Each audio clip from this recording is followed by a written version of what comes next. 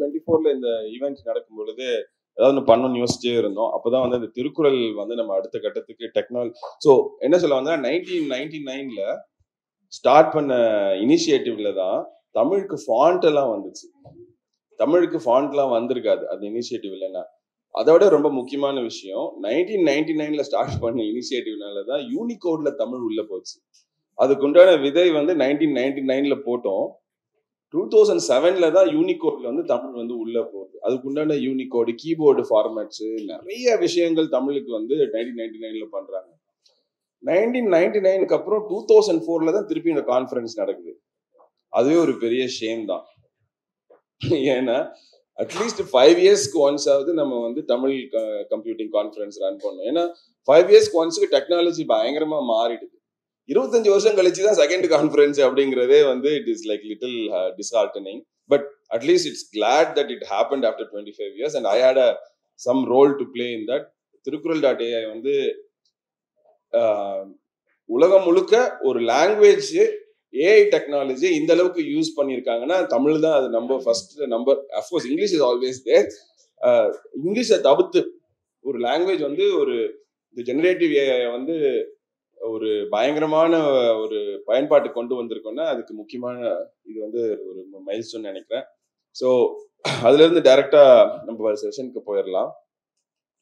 நான் வந்து சீசிங் த $1 trillion எக்கானமின்னா first நான் தமிழ்நாடுக்கு ப்ரொபோஸ் பண்ணது 2019ல பார்ட் ஆஃப் கனவு தமிழ்நாடு இயக்கம் சார்பாக நாங்கள் முதல்ல ப்ரொபோஸ் பண்ணோம். அதுக்கப்புறம் I had the opportunity to meet the chief minister before he became chief minister and also apprise this. இது வந்து எப்படியாவது மேனிஃபெஸ்டோவில் போடணும். அதுக்கப்புறம் luckily we came to power and then now it's part of government mission. So அதனால திருப்பியும் ட்ரில்லியன்லேயே ஆரம்பிக்கிறேன். ஆனால் இது வேற ட்ரில்லியன். அது 1 trillion, இது 30 trillion. ஸோ 1லேருந்து 30க்கு என்ன பெரிய கனெக்ஷன் அப்படின்னு சொல்லிட்டு நம்ம ஸ்லோவாக பார்க்கலாம். ஆனால் இதுதான் நிறைய புக் பப்ளிஷர் இருக்கிறதா சொன்னாங்க நம்ம ஒலி சார். ஸோ அவங்களுக்கு கனெக்டடாக இதை பேசலாம் அப்படின்னு சொல்லிட்டு பிளான் பண்ணியிருக்கேன். ஸோ புக் பப்ளிஷிங் இண்டஸ்ட்ரியோட கிரைசிஸ் என்ன அப்படின்னு பார்த்தீங்கன்னா, இது என்னோட அண்டர்ஸ்டாண்டிங். உங்களுக்குலாம் கொஞ்சம் மாறுபட்ட கருத்துக்கள் இருக்கலாம். இந்த ஜென்ரேஷன் எக்ஸ்ல இருந்து பேபி மெம்பர்ஸ்ல இருந்து ஜென்ரேஷன் எக்ஸ் இருக்கிற பாப்புலேஷன் ஒரு பெரிய பாப்புலேஷன் இருக்கு. அதுக்கப்புறம் மில்லினியல்ஸ்ல இருந்து ஜென்சிக்குள்ள பாப்புலேஷன் ஒரு சைசபிள் சங்க் இருக்கு. இது ரெண்டுத்துலயும் என்ன ப்ராப்ளம் கேட்டீங்கன்னா, மில்லினியல்ஸ்ல இருந்து ஜென்சி இருக்கிற பாப்புலேஷன் புக்கே படிக்க மாட்டேங்கிறோம். ஜென்ரேஷன் எக்ஸ்ல இருந்து பேபி பூமர்ஸ்ல இருக்கிற ஜென்ரேஷன் புக்கு ஓரளவுக்கு படிக்கிறாங்க. அந்த பாப்புலேஷன் குறைஞ்சிக்கிட்டே வருது. which means we are in a declining trend. அதாவது இவன் படிக்கவே மாட்டேங்கிறான், அவனுடைய பாப்புலேஷன் டென்சிட்டி குறைஞ்சிட்டே வருது. ஸோ இது வந்து ஒரு பெரிய கிரைசிஸ். இந்த கிரைசிஸ்ல இருந்து எப்படி வெளியில வரலாம் அப்படின்னு பார்த்தோன்னா, தமிழ்நாடே அதுக்கு ஒரு மிகப்பெரிய எக்ஸாம்பிள் நான் சொல்லுவேன். அது நான் உங்களுக்கு இந்த கதை தெரியுமா தெரியாது. பட் சுதந்திரம் அடைஞ்சதுக்கு அப்புறம் இந்தியாவிலே வளர்ந்த மாநிலம் எதுன்னு நீங்க நினைக்கிறீங்க?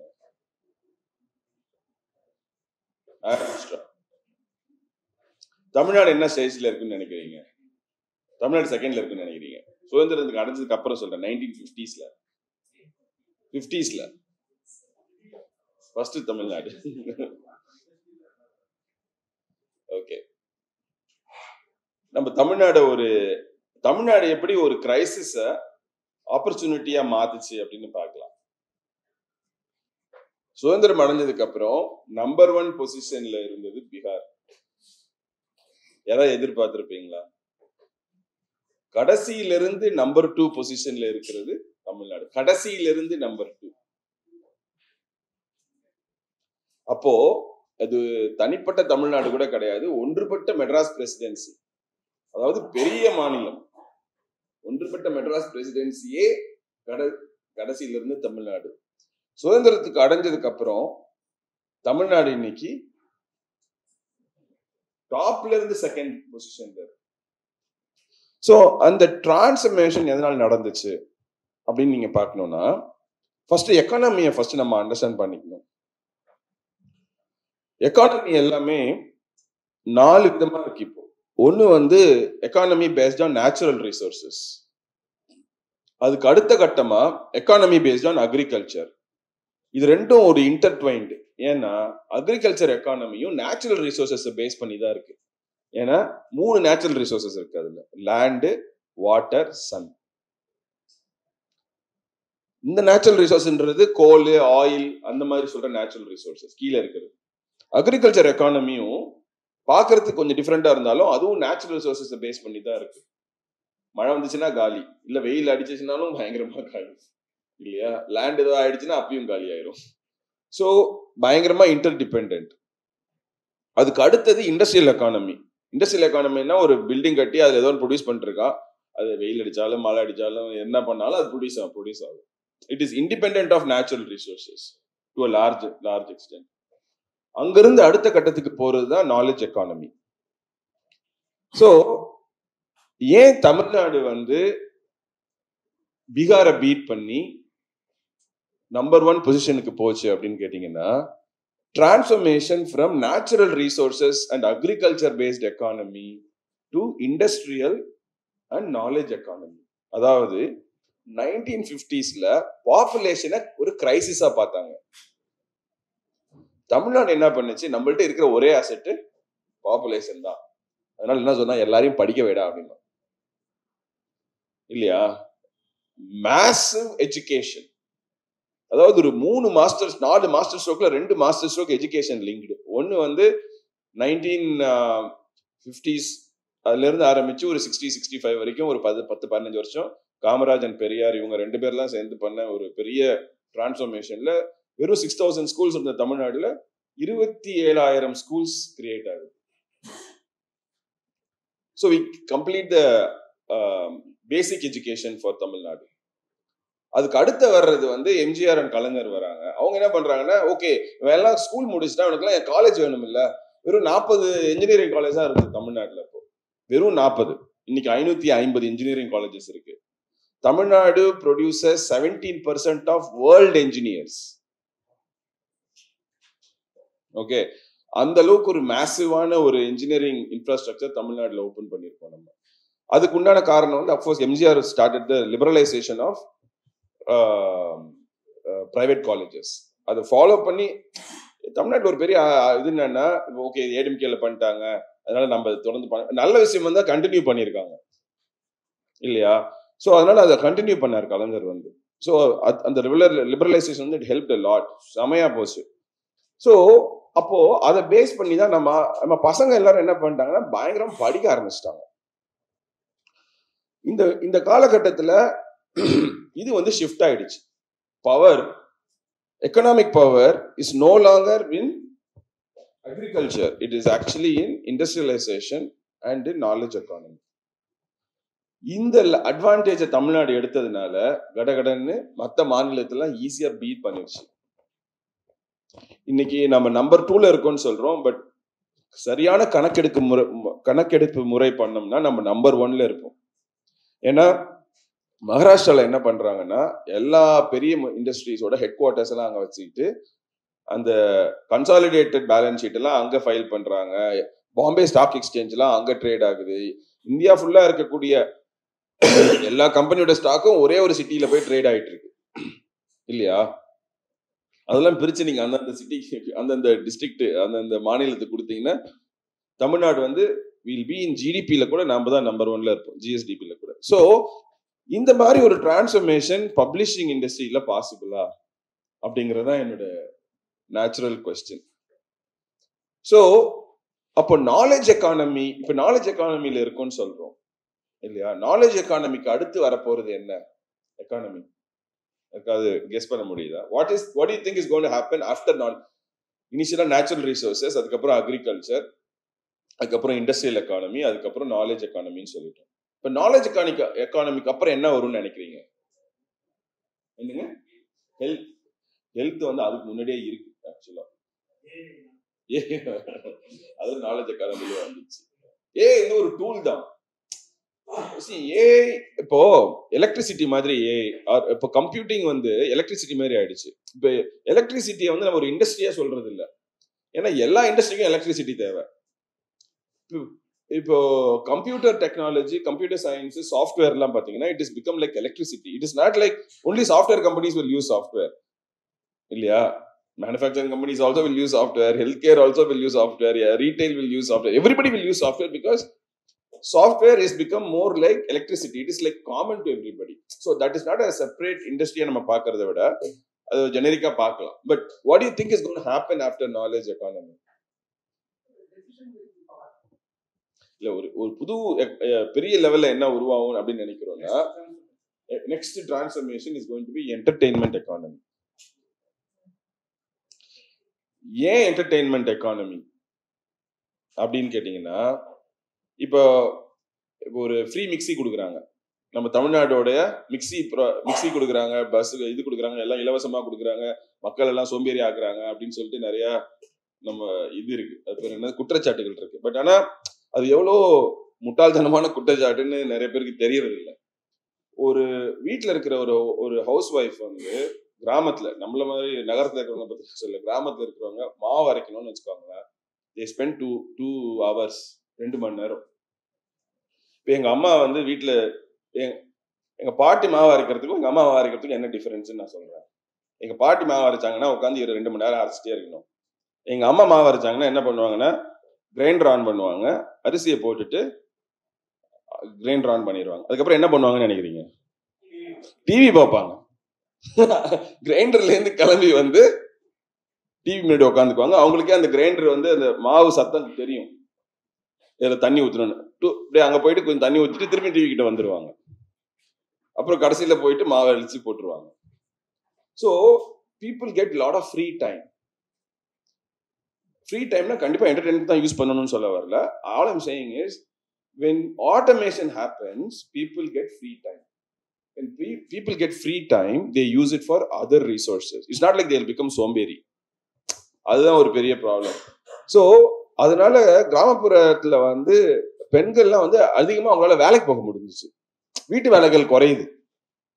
வீட்டு வேலைகள் குறையும் பொழுது கிராமப்புறத்துல அதிகமா பெண்கள் வேலைக்கு போக முடிஞ்சிச்சு. அதனாலதான் தமிழ்நாடோட பர் கேபிட்டா இன்கம் வந்து அதிகமா இருக்கு. உங்களுக்கு எத்தனை பேருக்கு தெரியும் தெரியல, இண்டஸ்ட்ரியல் ஒர்க் ஃபோர்ஸ், இந்தியாவில் இருக்கக்கூடிய இண்டஸ்ட்ரியல் ஒர்க் ஃபோர்ஸ்ல 43% women are from Tamil Nadu. India முழுக்க இருக்கக்கூடிய இண்டஸ்ட்ரியல் ஒர்க் ஃபோர்ஸ்ல 43% இஸ் ஃப்ரம் தமிழ்நாடு அலோன், மொத்த இந்தியாவோட பாப்புலேஷன்ல.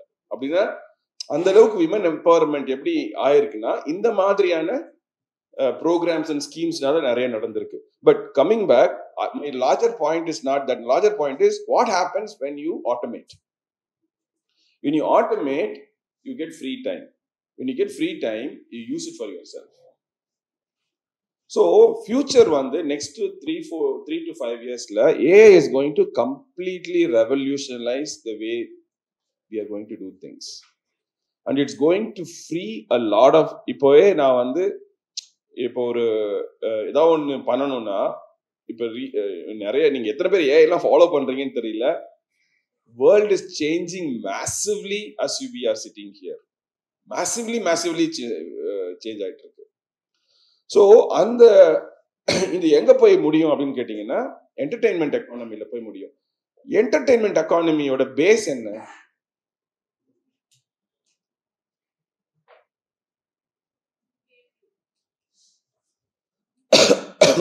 Creative. I will come to that. So நம்ம என்ன நினைச்சிரோம், ஐடி இண்டஸ்ட்ரி தான் பெரிய இண்டஸ்ட்ரி நினைச்சிட்டு இருப்போம். ஆக்சுவலா பாத்தீங்கன்னா ஐடி இஸ் $1 trillion எக்கானமி தான். இன்னைக்கு உலகம் ஃபுல்லா இருக்கக்கூடிய ஐடி எக்கானமி வந்து வெறும் $1 trillion தான். ஆனா இன்னைக்கே மீடியா அண்ட் என்டர்டெயின்மெண்ட் இண்டஸ்ட்ரி, M&Eன்னு சொல்லுவோம், is $3 trillion economy today. Today, media and entertainment is a $3 trillion economy. I'm not talking about future. I'm talking about as on now. It's actually 3 times bigger than IT industry. But we don't know that. But if with AI, it's going to be onslaught into entertainment economy. Content பயங்கரமா produce பண்ண போறாங்க. ஓகேங்களா? It is going to be like 10 times. இன்னும் ஒரு 10 இயர்ஸ்ல 10 times increase ஆயிடும் entertainment economy. மாசிவா வரப்போகுது. அதை வந்து how do we take advantage of that? I don't have a lot of solutions, okay? I'm just trying to give you the bigger picture, or larger than life ambition, and seed some very high level thoughts in your mind. Because each solution, I'm not here to just provide specific solutions, but if you have any specific question, I can of course answer it. So in the rise of the entertainment economy, it's going to have a very, very transformative impact. You have to the base of entertainment economy is content, and content is the king. But the problem I see with most of the book publishers is that they are so married to the physical form of the book. ஏதோ பிசிக்கலா இருக்கிற புக்கை படிச்சாதான் புத்திசாலி மாதிரியும், வேற ஃபார்மேட்ல அந்த knowledge நான் எடுத்துக்கிட்டேன்னா எனக்கு ஏதோ அறிவில்லாத மாதிரியும் பப்ளிஷர்ஸ் அதை முன்வைக்கிறாங்க. கண்டென்ட்டை ஃபார்மேட்ல இருந்து டீலிங் பண்றது அவங்களுக்கு, அது பண்ணா it is challenging their business மாதிரி யோசிக்கிறாங்க.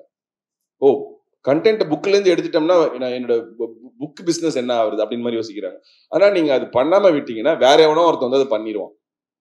நீங்க பண்ணலன்னா வேற எவனோ ஒருத்தன் அதை பண்ணுவான். ஒரு கிளாசிக் எக்ஸாம்பிள் இருக்கு. பல காலத்துல ஐஸ் வேணும்னா என்ன பண்ணுவாங்கன்னா, ஒரு ஃப்ரோசன் லேக்குக்கு போயிட்டு ஐஸை கட் பண்ணி எடுத்துன்னு வருவாங்க. அப்ப என்ன பண்ண ஒருத்தன் அது ஒரு பிசினஸா பண்ணான். ஐஸை போய் கட் பண்ணி எடுத்து வந்து ஐஸ் விற்பான். அப்புறம் கொஞ்சம் டெக்னாலஜி வரும்போது ஐஸை ஃபேக்டரியிலே ரெடி பண்றதுக்கு ஒரு முறை வந்துச்சு இல்லையா? அப்போ ஒருத்தர் என்ன பண்ண, ஐஸ் ஃபேக்டரி போட்டு, அப்போ இதுல என்ன அட்வான்டேஜ்னா, ஐஸ் எப்போ லேக் எப்போ ஃப்ரீஸ் ஆகும், சம்மர் விண்டர்ல தான் ஃப்ரீஸ் ஆகும். அப்போ சம்மர்ல என்ன பண்றது, ஐஸ் கிடைக்காது. ஐஸ் ஃபேக்டரிக்காரன் என்ன பண்ண முடியும், எப்போ வேணா ஐஸ் கொடுக்க முடியும். அப்ப என்ன பண்ணிட்டான், ஐஸ் ஃபேக்டரிக்காரன் அந்த ஐஸ் கட்டர்னு ஒரு திறந்தான் இல்லையா, அவனெல்லாம் காலி பண்ணிட்டான். இதுல ஒரு முக்கியமான விஷயம் என்ன நீங்க பார்க்கணும்னா, not even one ice cutter became the ice factory owners, because the ice cutters are so married with the ice cutting business, and the ice factory owners completely killed them. And then fast forward another 20 years, refrigerator came, and ice can be made at home in a button. Today all of us, we can make ice at home. என்னுடைய சின்ன வயசுலயே எங்க வீட்டுக்கு பக்கத்துல ice factory இருந்திருக்கு. அந்த ice ஃபேக்டரியில தான் ஐஸ் பண்ணுவாங்க. ஐஸ் வேணும்னா அங்கதான் போய் ஐஸ் வாங்கிட்டு வந்து எலுமிச்சை எல்லாம் போட்டு, சக்கரை எல்லாம் போட்டு, லெமன் ஜூஸ் போட்டு வீட்டிலே குடிப்போம். வீட்டுல ஐஸ்லாம் இருக்காது. எங்க வீட்டுல ரெஃப்ரிஜரேட்டர்லாம் இல்ல. ஆனா இப்ப நம்ம அந்த ஐஸ் ஃபேக்டரி எங்க இருக்கு பாருங்க. எந்த ஐஸ் ஃபேக்டரி ஓனராவது ரெஃப்ரிஜரேட்டர் கண்டுபிடிச்சானா? எல்லா ஐஸ் ஃபேக்டரி ஓனரும் காலி. ஏன்னா the guys who invent refrigerator think differently, and the people who are owning the ice factories are clueless about what's coming, and they are so married to their own convictions, and they don't want to liberate themselves from it. நான் பார்க்குற ஒரு gap என்ன அப்படின்னு கேட்டீங்கன்னா, book publishers புக்கை ஒரு அசட்டா பார்க்குறாங்க, ஆனா கண்டென்ட் அவங்க அசட்டா பார்க்க மாட்டேங்கிறாங்க. புக்கு அசட்டா பார்க்க வேண்டிய அவசியம் இல்லை. புக்குன்றது ஒரு ஃபார்மேட் தான். ஆனா அசெட் புக்குல இல்ல, அதனுடைய கண்டென்ட்ல இருக்கு. And content is going to be the king for the future, and we should be able to repurpose the content in any form and shape that we want. And we should be present. Manush already சொன்னாரு, we should be present in the places where the content is consumed. Why are you present in the places where the content is not consumed? Book is the place where the content is not consumed, or consumed very less, or it's diminishing. Reels is the place where content is consumed more. Why are we missing there? So in the change, content is going to be the king, and it's a huge potential.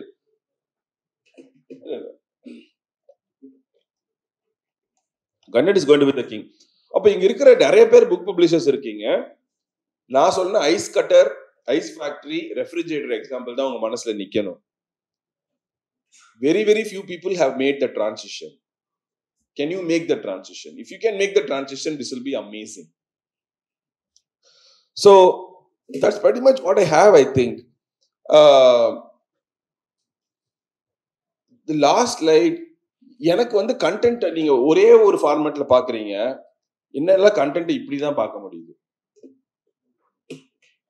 ஒரு கண்டென்ட்ட மீமா போடலாம், யூடமில கோர்ஸா போடலாம், short பிலிமா போடலாம், மூவியா போடலாம், இன்ஃபோகிராபிக்ஸா போடலாம், ரீலா போடலாம், ஆடிபிள்ல இருக்கலாம், பாஸ்ல இருக்கலாம், மீடியம்ல இருக்கலாம், வீடியோஸா இருக்கலாம், கோர்சஸா இருக்கலாம், புக்ஸா இருக்கலாம், கிண்டில்ல இருக்கலாம், ஓடிடி ஷார்ட் ஃபார்ம்ஸா இருக்கலாம், என்ன வேணா பண்ணலாம். அது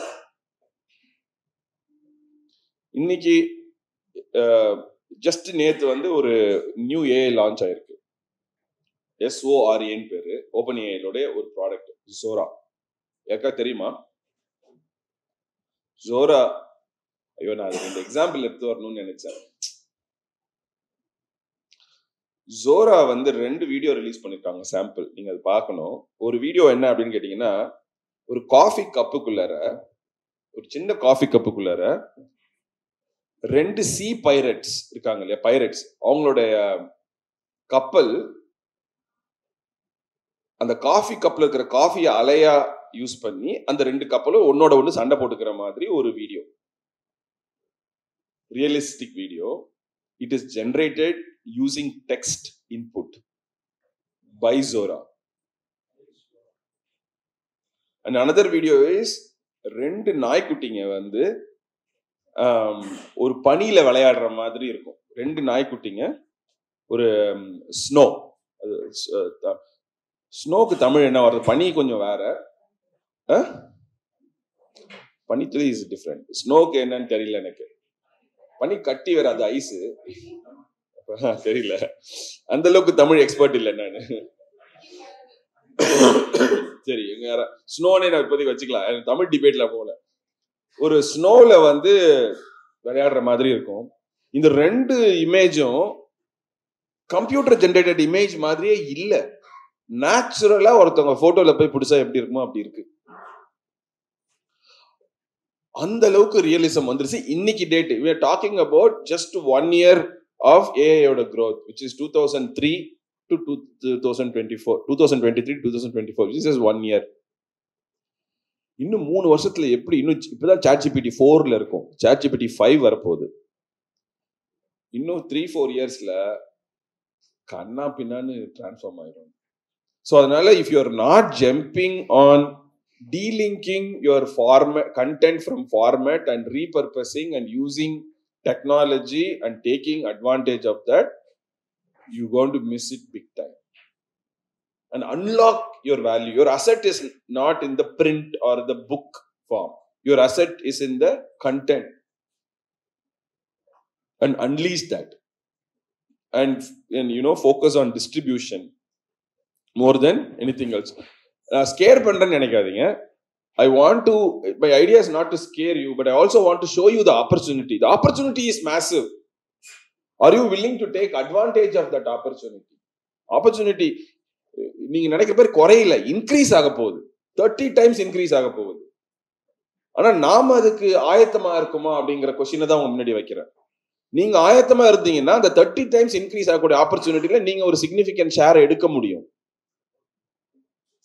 ஸோ அதுக்கு உண்டான ஐடியாஸ் அவங்க மனசுல பதிய வைக்கிறேன். எல்லாமே சொல்யூஷன் கிடையாது. சில இந்த தீப்பொறிகள் மாதிரி சில பொறிகள் மாத்திரம் தான் நான் உங்க மனசுல வைக்கிறேன்.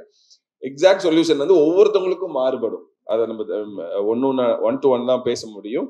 பட் இவ்வளவுதான் நான் சொல்லணும்னு நினைச்சேன். உங்களுக்கு ஏதாவது கேள்விகள் இருந்தா என்ன கேளுங்க, நான் முடிஞ்ச அளவுக்கு ஆன்சர் பண்றேன். சொல்லுங்க. கண்டென்ட்க்கு எப்பயுமே உங்களுக்கு ஃபர்ஸ்ட் வந்து இப்போ ஏஐல என்ன ஒன்று சீரியஸா ஒர்க் பண்ணிட்டு இருக்காங்கன்னா, கார்ட்ரெயில்ஸ் ஒர்க் பண்ணிட்டு இருக்காங்க. கார்ட்ரெயில்ஸ்னா என்னன்னா, ஃபார் எக்ஸாம்பிள் இப்போ நீங்க ஒரு கண்டென்ட் ஓபன் பண்றீங்கன்னா அதுக்கு copyright is a guardrail. Like AI cannot take advantage of the copyright. உங்களுக்கு காப்பிரைட்டட் கண்டென்ட் உங்கள்கிட்ட இருக்குன்னா அந்த காப்பிரைட்டுக்கு வந்து AI should give respect for that and it cannot use that information to produce something else. So இன்னும் ஏஐயால வந்து இமேஜினேட்டிவா think பண்ண முடியாது. இப்போ ஏன் இதெல்லாம் இந்த வீடியோலாம் ஏன் ரொம்ப நல்லா இருக்குன்னா, அது வந்து இமேஜின் பண்ணல, சிந்தசைஸ் பண்ணுது. அதாவது திங்க் பண்ணல, சிந்தசைஸ் பண்ணுது. ஏன்னா சிந்தசைஸ் பண்றதுக்கு அதுக்கு நிறைய சோர்ஸ் ஆஃப் டேட்டா பாயிண்ட்ஸ் இருக்கிறதுனால சிந்தசைஸ் பண்ணி ப்ரொடியூஸ் பண்ணுது. It is still a very master mind data processing machine தான். It is not still like a human being. அதாவது ஏஜிஐன்னு சொல்லுவாங்க, artificial general intelligence. we are approaching that, we have not yet gotten to AGI. so அதனால இப்ப நீங்க கிரியேட்டிவா human beings think பண்றது நம்மளால copyright பண்ண முடியும். காப்பிரைட் கண்டென்ட் இப்போ ரீசெண்டா பாத்தீங்கன்னா ஹாலிவுட்ல லாஸ்ட் 3-4 மந்த்ஸாவே மிகப்பெரிய ஸ்ட்ரைக் நடந்துட்டு இருக்கு. உங்களுக்கு தெரியும் இல்லையா? Hollywood entire movie industry striking against AI because all the content writers, movie script writers, their jobs are getting challenged because there is unprotected AI is stealing their work, and they're basically saying you got to give, see, if you are using my இப்ப நம்ம திருக்குறள்.ai பண்ணிட்டோம், திருவள்ளுவர் இல்ல, அவர் இருந்தாரா என்ன கேட்டிருப்பாருன்னா, இப்ப நம்ம திருக்குறள்.aiல என்ன மாதிரி கொஸ்டின் கேட்கலாம்னா, இன்னைய காலகட்டத்துக்கு, அதாவது 2024 ஃப்ரெண்ட்ஷிப்பை பேஸ் பண்ணி ஒரு புது திருக்குறள் கொடுங்க கேட்டீங்கன்னா 1331 ஒரு திருக்குறளை கொடுக்கும் இல்லையா? காதலை பத்தி கேட்டீங்கன்னா, அரசியலை பத்தி நான் ஒண்ணு கேட்டேன், அரசியல் இன்னும் இருக்கிற அரசியலுக்கு ஒரு திருக்குறள் 7 வார்த்தையில சொல்லு அப்படின்னு சொன்னோன்னே அது சூப்பரா சொல்லுச்சு, நதிகள் மேகங்களை நோக்கி போகுது அப்படின்னு. அது எல்லாமே தலைகீழ இருக்கு அப்படி ரொம்ப பவர்ஃபுல்லா சொல்லிச்சுன்னு வச்சுக்கோங்களேன். நதிகள் மேகங்களை நோக்கி போகுது அப்படின்ற மாதிரி சூப்பரா போட்டுச்சு. அப்ப திருவள்ளுவர் இப்ப உயர்ந்து என்ன சொல்றாரு, இது என்னுடைய 130 திருக்குறளை வச்சுக்கிட்டு நீ அதை ஜென்ரேட் பண்ணி கொடுக்குறல, அப்ப அதுக்கு உண்டான காப்பி ரைட், அதுக்கு உண்டான கிரெடிட் எனக்கு வேணும் அப்படின்னு கேட்பாரு அந்த ஆத்தர் இருந்தாருன்னா. திருவள்ளுவர் இல்ல. அப்போ அந்த கான்செப்ட் இப்ப வரப்போகுது. ஸோ கிரியேட்டிவா ஏஐ இந்த மாதிரி ஒரிஜினல் கண்டென்ட்டை ஸ்டீல் பண்ண முடியாதபடிக்கு அது பண்ண போறாங்க. அப்போ நாம என்ன பண்ணணும்னா, ஒரிஜினல் கண்டென்ட்டை யாரெல்லாம் கிரியேட் பண்றாங்களோ அந்த கண்டென்ட்டை பேஸ் பண்ணி இந்த மாதிரி ஃபார்மேட்ஸுக்கு எங்க கன்சம்ஷன் நடக்குதோ அங்க கொண்டு போறதுக்கு ட்ரை பண்ணணும். சரி, கன்சம்ஷன் பேட்டர்ன் மாறிடுச்சு. உதாரணத்துக்கு யூடியூப்ல பாத்தீங்கன்னா உங்களுக்கு எல்லாருக்குமே தெரியும், ஃப்ரீயா நிறைய பார்க்கலாம். ஆனா ஃப்ரீக்கு உள்ளார சப்ஸ்கிரிப்ஷன் எனேபிள் பண்ணிட்டாங்க. இப்போ பார்த்துருக்கீங்க இல்லையா? அது ஒரு நார்மல் யூடியூப் சேனல்ல ஒரு எத்தனையோ வியூ இருக்கு, அந்த வியூ தாண்டிட்டீங்கன்னா you can actually enable subscription enable பண்ணீங்கன்னா அந்த பேவாலுக்கு பின்னாடி ஒரு கண்டென்ட் வச்சுக்கலாம். அதாவது யூடியூப் சேனலுக்கு முன்னாடி ஒரு கண்டென்ட் வச்சுக்கலாம், எல்லாருக்குமே ஃப்ரீயா கிடைக்கும். அந்த பேவாலுக்கு பின்னாடி ஒரு கண்டென்ட் வச்சுக்கலாம், அது ஃப்ரீயா கிடைக்காது. அது யாரெல்லாம் சப்ஸ்கிரைபர்ஸா இருக்காங்களோ அவங்களுக்கு மாத்திரம் கிடைக்கும். And YouTube is the biggest distribution medium. இன்னைக்கு எப்படி அந்த காலத்துல பிரிண்ட் பண்ண புக்ஸ் எப்படி ஒரு டிஸ்ட்ரிபியூஷன் மீடியமா இருந்துச்சோ, இப்ப டிஸ்ட்ரிபியூஷன் மீடியம் மாறிடுச்சு. ஆனா நம்ம அதை யூஸ் பண்ண மாட்டேங்கிறோம். நம்ம திருப்பியும் பிரிண்ட்டை தான் ஒரு டிஸ்ட்ரிபியூஷன் மீடியமாவே பயன்படுத்த நினைக்கிறோம். பட் கண்டென்ட் நீங்க யோசிக்கணும், கண்டென்ட் நம்மளுடைய அசெட். அது எந்த மீடியம்னாலும் நம்ம டிஸ்ட்ரிபியூட் பண்ணலாம். இப்ப எந்த மீடியம்ல யாரு வாங்குறாங்களோ, இப்ப நிறைய பேர் புக் வாங்குறாங்கன்னா புக் வீல்லுங்க, I don't have a problem. நிறைய பேர் ஆடிபிள் படிக்கிறாங்கன்னா ஆடிபிள், ஐ கம்ப்ளீட்லி ஸ்விட்ச் டு ஆடிபிள். எனக்கு நிறைய புக்கு எல்லா ஈவெண்ட்லயும் போனா புக்கா கொடுக்குறாங்க, என்னால படிக்கவே முடியறது இல்லை. ஆனா என்கிட்ட ஆடிபிள் இருந்துச்சா நான் கார்ல டெய்லி 1 மணி நேரம் ஆஃபீஸ் போறேன், 1 மணி நேரம் வீட்டுக்கு வரேன், டெய்லி 1 hour 2 hours நான் just listen to Audible. But I'm still reading books, I'm getting knowledge, I'm getting the content. But why should I physically read the book? I don't have to. Some books I will physically read. உதாரணத்துக்கு journey of civilisation Balakrishnan எழுதினாருன்னா அதுல pictures அதெல்லாம் இருக்கு. அந்த book எல்லாம் நம்ம எப்படியா இருந்தாலும் அதை வாங்கி படிச்சுதான் ஆகணும். சில புக்ஸ் எல்லாம் 99% of the books we can listen, 5% maybe you need to know it. அப்ப அந்த ஃபார்மேட்டை ஏன் நம்ம அதோட போய் அட்டாச் ஆகிறோம்? கண்டென்ட்டை நாங்க ஏன் ரீபர்பஸ் பண்ணி பல அதில் கொடுக்க முடியாது? கொடுத்தீங்கன்னா you will make money, but it's a conscious effort towards that journey. அதாவது it's a strategic change, it's not a tactical change. It's a strategic change-னா என்ன சொல்ல வரேன்னா, இப்போ இன்னைக்கு கேட்டு முடிச்சு நாளைக்கு போயிட்டு ஒரு யூடியூப் சேனல் கிரியேட் பண்ணி ஒரு 2 யூடியூப் போட்டீங்கன்னா உங்களுக்கு பணம் பண்ண முடியுமானா முடியாது. You need to take a step back and think, how am I going to liberate my content from one format to any format in any way, and I'm going to monetize all those sources and then get money out of it. அப்படிங்கிற அந்த strategy எடுக்கணும். And that might also require some investments. அந்த மாதிரி எடுக்கும் பட்சத்தில் it is possible. And unfortunately, not all of you will be able to make the transition. That's a sad reality. கொஞ்சம் பேர் தான் அந்த டிரான்சிஷனை நம்மளால மேக் பண்ண முடியும். அந்த நேம் எனக்கு சில ஐடியாஸை கொடுத்துச்சு. அந்த ஐடியாஸ் எல்லாம் இன்டர் கனெக்ட் பண்ணி நானா ஒன்று புதுசாக தான் கண்டுபிடிச்சேனே தவிர, இந்த ரைட்டர்ஸ் பிளாக் வரும்னு சொல்லுவாங்கல்ல, அந்த ரைட்டர்ஸ் பிளாக் மாதிரி நிறைய கிரியேட்டிவ் பிளாக் அடிக்கடி வந்துகிட்டே இருக்கும், ஐடியா பிளாக் வந்துட்டு இருக்கும். அந்த ஐடியா பிளாக்கை எலிமினேட் பண்றதுக்கு உண்டான ஒரு டூல் மாதிரி இதை நம்ம யூஸ் பண்ணலாம், கம்பேனியனா யூஸ் பண்ணலாம். ஆனா it will take quite some time to AI to start thinking. இப்போ இட்ஸ் ஸ்டில் ஜெனரேட்டிவ் தான், இட்ஸ் கால்ட் ஜெனரேட்டிவ் ஏஐ தான், இப்போதைக்கு ஜென் ஏஐ தான் இருக்கு. It is not a thinking AI right now. AGI வரும்பொழுது தான் அது வரும். அதான் கொஞ்சம் ஸ்கேரியா இருக்கு. எல்லாரும் அது வேண்டான்னு சொல்லி ப்ரிவென்ட் பண்ணிக்கிட்டு இருக்காங்க. பட் ஏஐ நம்ம இப்ப கம்பெனின்னு நினைச்சோம்னா நம்ம நிறைய பண்ணலாம்.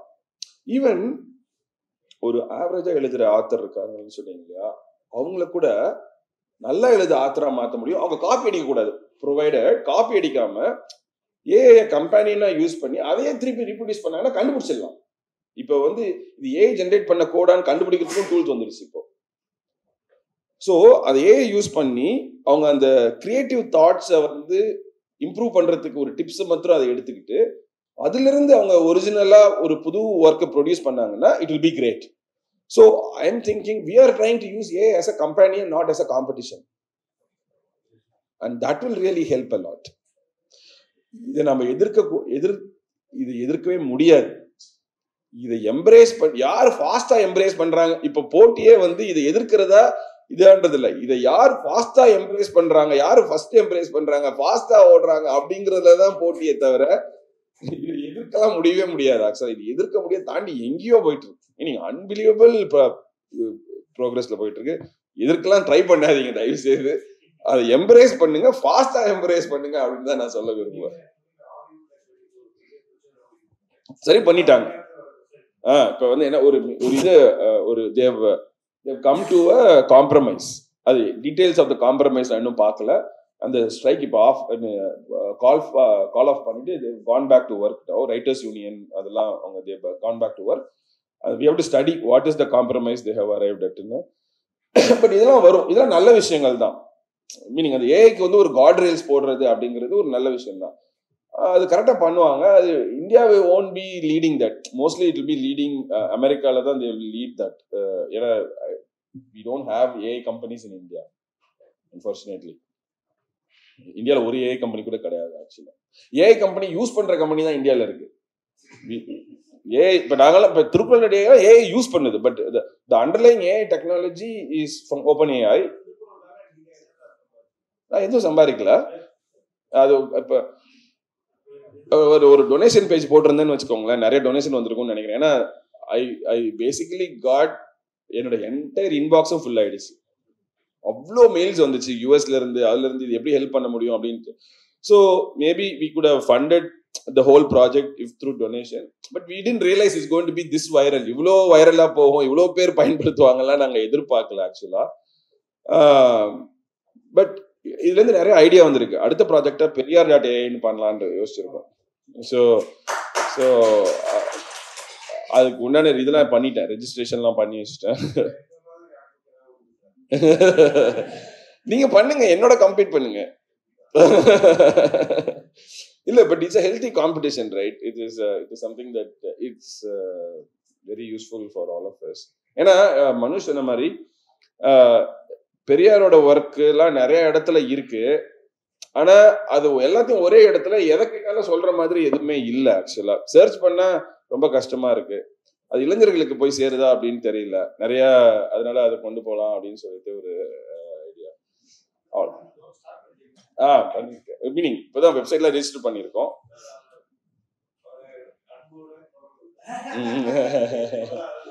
இல்ல, நான் அன்புட்ட ஃபர்ஸ்ட் ஃபோன் பண்ணி கேட்டேன், அது பண்ணிட்டோமா ஓகேவா அப்படின்னு. ஓகே தான், நீங்க பண்ணிட்டு ட்ரையல் எனக்கு கொடுங்க அப்படின்னு சொன்னாரு. ஆல் ரைட்டுங்க. கொஸ்டின்ஸ் இருந்தா கேளுங்க. I think I am finished ahead of time because I don't want to talk a lot. I just want to leave very நல்லா கேளுங்க, நிறைய கொஸ்டின் கேளுங்க.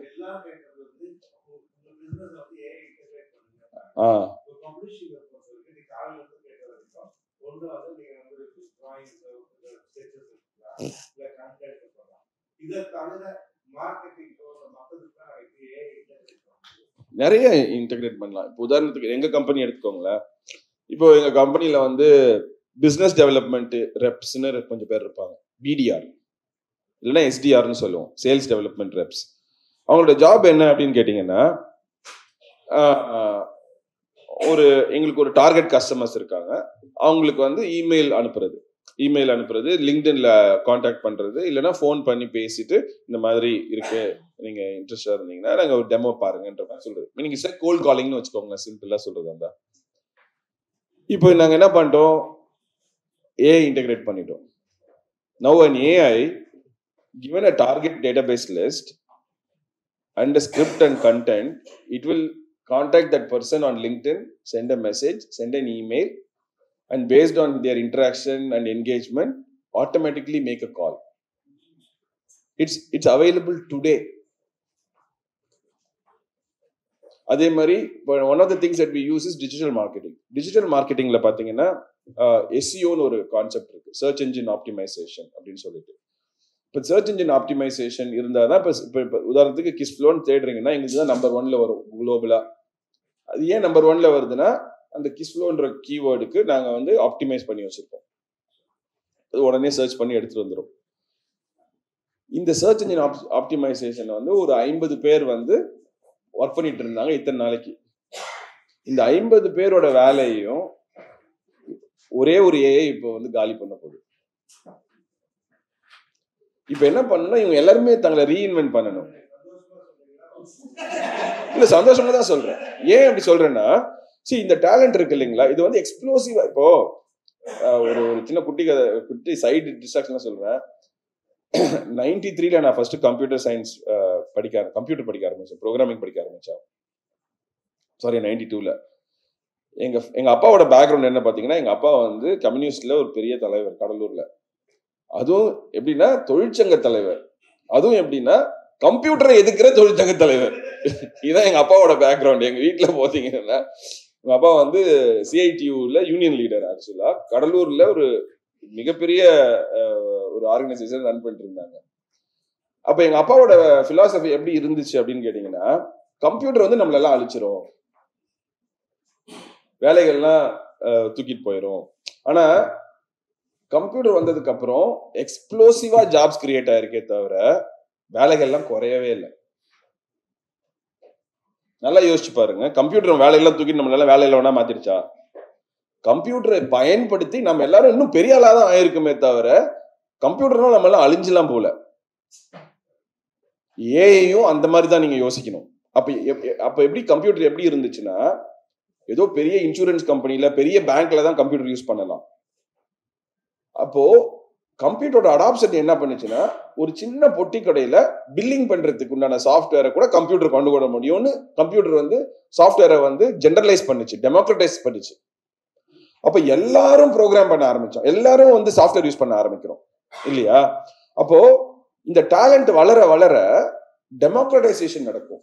இப்போ எங்க கம்பெனி ஒரு 50 பேர் இருக்காங்கன்னு வச்சுக்கோங்களேன், அவங்களுக்கு வேலை போகுது, சும்மா சொல்றேன், அவங்க வேலை விட்டுலாம் போக மாட்டாங்க. இப்போ உங்களை மாதிரி நிறைய எத்தனை பேர் கம்பெனில எஸ்இஓ ஸ்பெஷலிஸ்ட் இருக்காங்க? ஒருத்தவங்க தான் இருக்கீங்க. மீதி பேர்லாம் ஏன் எஸ்இஓ ஸ்பெஷலிஸ்ட் இல்ல? கரெக்ட் இல்லைங்க சார். அதான் சொல்ல வரேன்னா, எஸ்இஓன்ற ஒரு டேலண்ட் முக்கியமான டேலண்ட் இல்லையா? இப்போ அது ரொம்ப எக்ஸ்பென்சிவா இருக்கு, அது ரொம்ப ஸ்பெஷலைஸ்டா இருக்கு, உங்களால அதை வாங்க முடியல, யூஸ் பண்ண முடியல. அது செட் பண்றதுக்கு ஒரு ஆள் இருந்தா பத்தாது, ஒரு டீம் தேவைப்படுது. ஏன்னா ஒரு ஆள் தான் 50,000 கொடுத்து இங்க ஹயர் பண்ணிடுவீங்க. பட் எங்கள்கிட்ட 50 பேர் இருக்காங்க. 50 பேர் இருந்தாதான் ஒரு 10 பேராவது வேணும்னு வச்சுக்கோங்களேன். ஒரு 10-15 பேர் இருந்தாதான் அது ப்ராப்பரா பண்ண முடியும். ஆனா ஒரு 10 பேர் வேணும்னா கிட்டத்தட்ட 10 லட்ச ரூபா வேணும் உங்களுக்கு. நீங்க 10 லட்ச ரூபா போட்டு பண்ண முடியுமா? பண்ண முடியாது. அதனால நீங்க பண்ண மாட்டேங்கிறீங்க.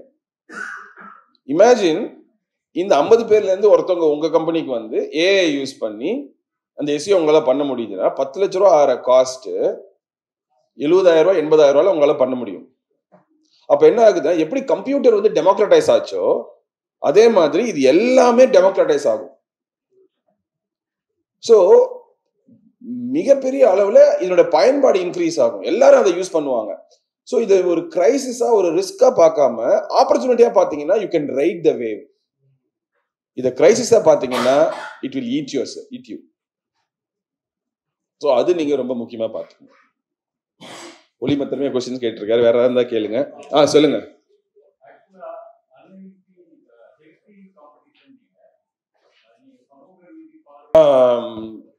ஓகே, ஃபர்ஸ்ட் வந்து நம்ம இது சமூக நீதியோட கொஞ்சம் குழப்பிக்கணுமான்னு எனக்கு தெரியல. நான் எப்படி யோசிக்கிறேன்னா, சமூக நீதி அப்படின்றது என்னுடைய புரிதல் படி ஃபேர் ஆப்பர்ச்சுனிட்டி இல்லாதது. சமூக நீதி இஸ் நாட் அபவுட் டேலண்ட். சரி, நிறைய டைம் வந்து சமூக நீதி எப்படி ப்ரொஜெக்ட் பண்றாங்கன்னா, அது பேர் என்னது, அதுக்கு என்ன சொல்றாங்க, நல்லா படிக்கிறவங்களுக்கு என்ன பேரு இங்கிலீஷ்ல,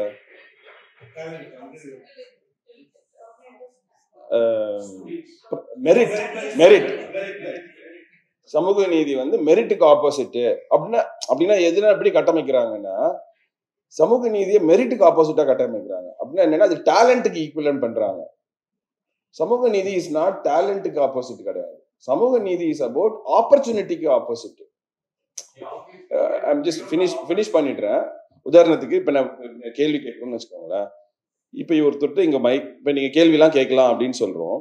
இங்க ஃபர்ஸ்ட் ரோல இருக்கிறதுனால இவங்க டக்குன்னு என்கிட்ட கேள்வி கேட்டுட்டே இருக்காங்கன்னு வச்சுக்கோங்க. கடைசி ரோல இருக்கிறவங்க ஒருத்தவங்கனால கேள்வியே கேட்க முடியறது இல்லை, ஏன்னா அவங்க கடைசி ரோல இருக்காங்க. கடைசி ரோல இருக்கிறதுனால அவங்களுக்கு இன்டெலிஜென்ஸ் இல்ல, அறிவு இல்லைன்ற அர்த்தம் இல்லை, அவங்களுக்கு அந்த ஆப்பர்ச்சுனிட்டி இல்லை. அந்த கடைசி ரோல இருக்கிறவங்கள ஃபர்ஸ்ட் ரோல இருக்கிறவங்களுக்கு இருக்கக்கூடிய அதே ஆப்பர்ச்சுனிட்டியை கொடுக்கறது தான் சமூக நீதியோட வேலையை தவிர, இன்ஃபீரியரான பீப்புளை கொண்டு வரணும் அப்படிங்கிறது சமூக நீதியோட இது கிடையாது, ப்ராப்ளம் கிடையாது. அது நம்ம தப்பா புரிஞ்சுக்கிறோம்.